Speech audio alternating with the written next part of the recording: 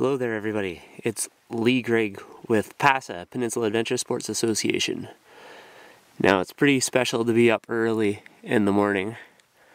It's always special to be up early seeing the sunrise. But most importantly, it's an occasion where the kids are still sleeping. And I can record a safety video to give everyone a heads up on what particular challenges there are on the Bruce Peninsula that may be different from some other races that you've raced. So here we are, we're up in the Bruce. It's a beautiful morning, and we're going to feature a few of our PASA board members who are going to give you some tips on how to stay safe during the Tobermory Trail race in particular. Okay, so approximately 6 kilometers of the course you'll be running is crushed gravel road and some pavement, but the rest of it is some of the toughest technical single track trail that you will run on, covered in roots, rocks, crevices, and some lovely cliff edges. The trail is not closed for the run, so there will be other hikers on the trail. Racers are expected to be courteous and pass when appropriate. If there's been any rain or even a heavy morning dew, the rocks will be incredibly slippery, even well into the afternoon in shaded areas. So watch your footing and run according to conditions. The majority of the course follows the Bruce Trail, but we do use some private property and some side trails. So it's marked with orange pin flags, some flagging tape, and some orange directional arrows. If you go more than 500 meters without seeing any of those, you have definitely gone off course. The bulk of the race goes through Parks Canada property. You're expected to pack in and pack out your items. If you litter, you'll be disqualified from the race.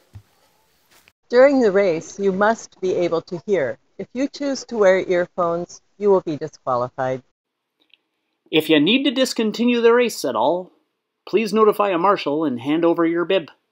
Failure to do so will result in an unnecessary search and rescue effort at your expense. So the course contains a large section that has two-way traffic on it, so slower racers, please be courteous and move out of the way of faster racers. We also don't have solo access to the trail, so there will be hikers on it. So again, please be courteous to the hikers. They actually have priority on the trail. Running on the Bruce Trail on the Bruce Peninsula is not for the faint of heart. It's an exhilarating, constant up and down run with cliffs, deep crevices, and the need occasionally to crawl or slide on your bum. So the course is exclusively on the Bruce Trail between the Grotto and Little Cove. Beyond that, between Little Cove and Tobermory, it's a mix of the Bruce Trail and the Snowmobile Trail. If you think you might require medication on the trail, such as Ventolin or an EpiPen, please carry it with you. The race is cupless.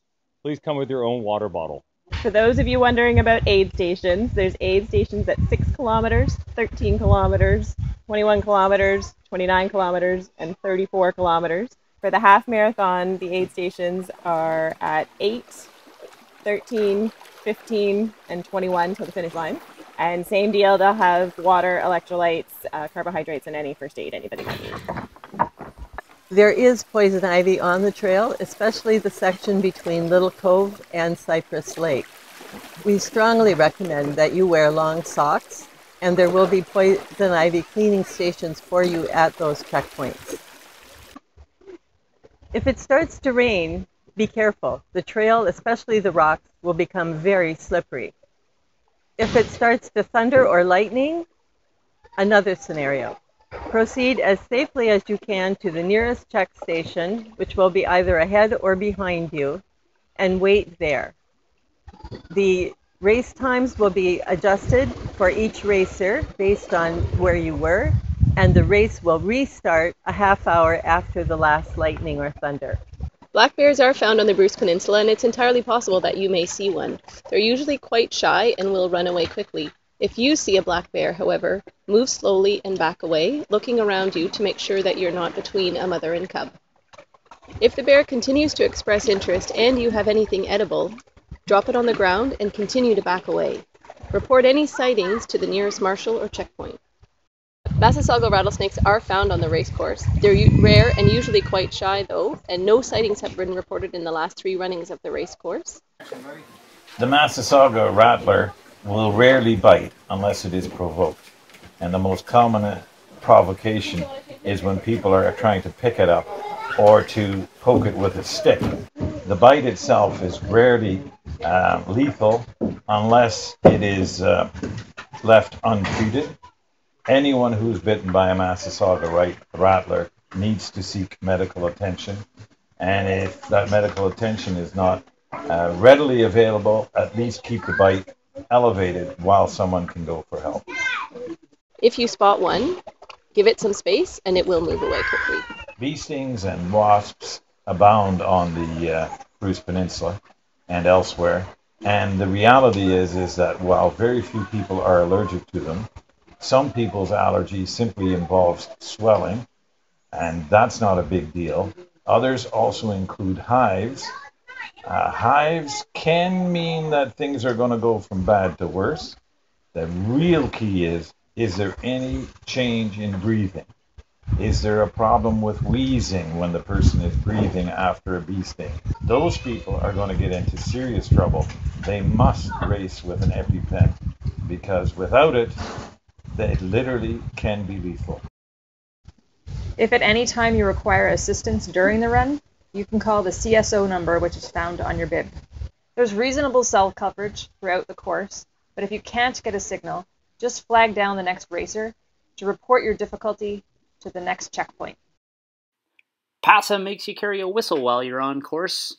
In case you're lost, you blow 3 times to contact someone on course. Alternatively, if you hear 3 whistle blasts, respond with 2 and slowly make your way towards each other. Our ability to hold the race is due in part to incredible safety record of past racers. The National Park will not allow us to continue to do the race should we require extraction of multiple racers who have pushed their limits too far. Nobody is making you do this. You're here because you signed a waiver. And that waiver notes that death or serious injury may occur. By getting on the bus in the morning, by starting the race, you agree that you accept that risk. Have a good run.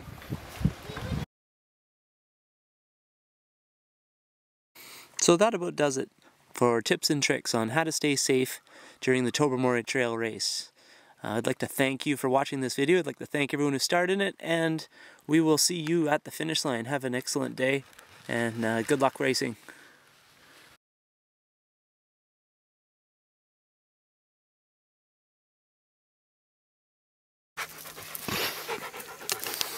Okay, try again.